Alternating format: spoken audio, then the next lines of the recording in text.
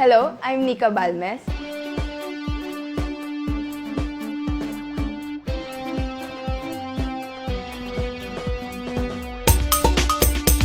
Isa po akong fan ni Bella Padilla, kaya si Bella Padilla po ang gusto kong makasama sa isang pelikula. Dahil sa kanyang mga magagandang movie na naipalabas, isang karangalan na makasama ko siya sa isang pelikula.